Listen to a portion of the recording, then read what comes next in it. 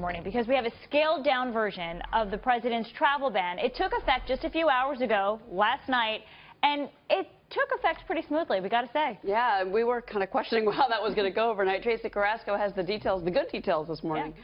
Good morning, ladies. Now, President Trump's highly debated travel order went into effect last night at 8 p.m. Eastern time. So far, there have been no reports of protesting or chaos that we saw with the original version of the president's executive order back in January.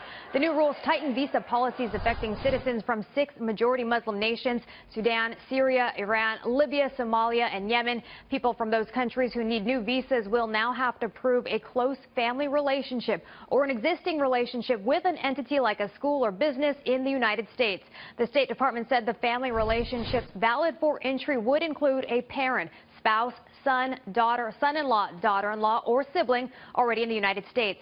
Late Thursday, the administration reversed course and included people engaged to be married on the list of those with close family ties who are exempt from the ban.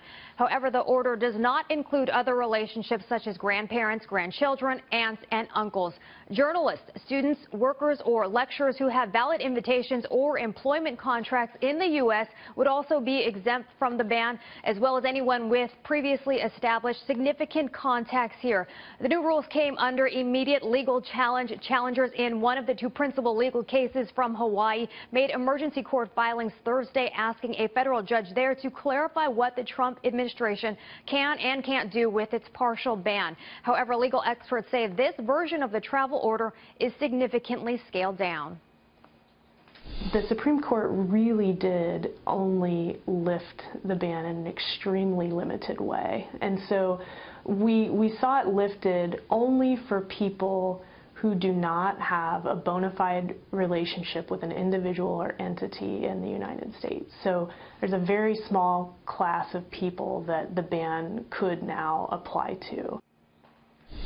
With the Supreme Court set to consider the overall ban again in October, the rules could change once again. You know, it's interesting, though, because it seems like, at least for now, that the agencies, the government agencies, were much better prepared for what was to happen overnight. And obviously, this is very different than what we saw in January. We didn't have a lot of protests and chaos at airports last night. No, you know, they did say we are going to run this out smoothly with as few disruptions as possible. And I think the confusion we saw last time, the people that were not allowed entry into the U.S., you know, they had visas before, but there was some confusion on who could come and who could not. So that's what we saw earlier. We didn't see that yesterday. So let's hope that continues as this rolls out. This one was less sudden, and of course the Supreme Court weighed in, and that affects things. Exactly. And how we think of making decisions. Thank you so much, Tracee. Thank you. Good to see you. Thank you.